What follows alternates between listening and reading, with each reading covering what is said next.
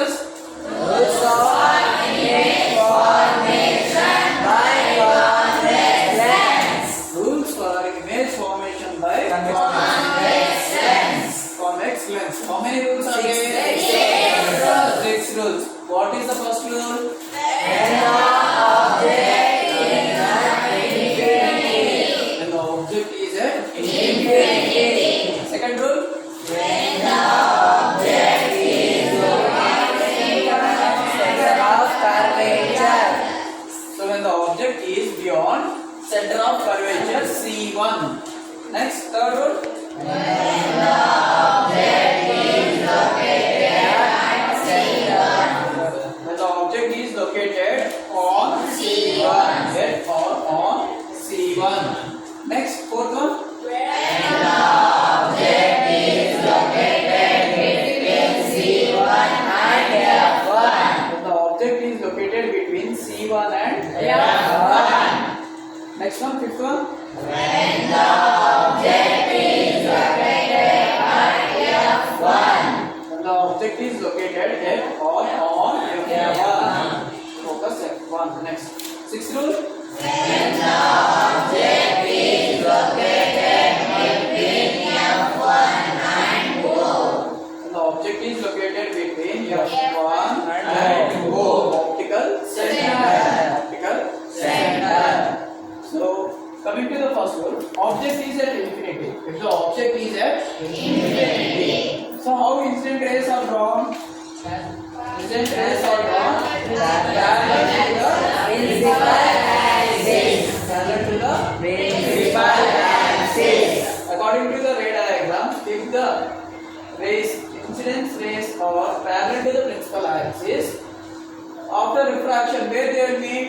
The focus on the other end. Focus on the other end at F2. At F2.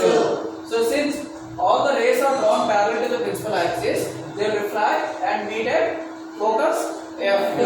Where the image is formed, position of the image. Focus. Focus F2. Focus F2. The nature of the image is Real and imaginary. real and Inverted. size of the image Point is size. point size. So coming to the second case, object is located beyond C1. Object is located beyond C1. So if the object is located beyond C1, we'll just draw a first incident ray parallel to the principal axis and second incident ray passing through the optical center. So whenever the incident ray is parallel to the principal axis, what happens? It will refract and passes through the focus F2. Focus F2. So whenever the incident ray is passing through the optical center, it will refract and passes through the same path without any deviation. Without any deviation. What happens? The refracted rays will meet. Refracted rays will meet. Where they meet? F2 and C2. F2 and C2. What is the position of the image? Position of the image.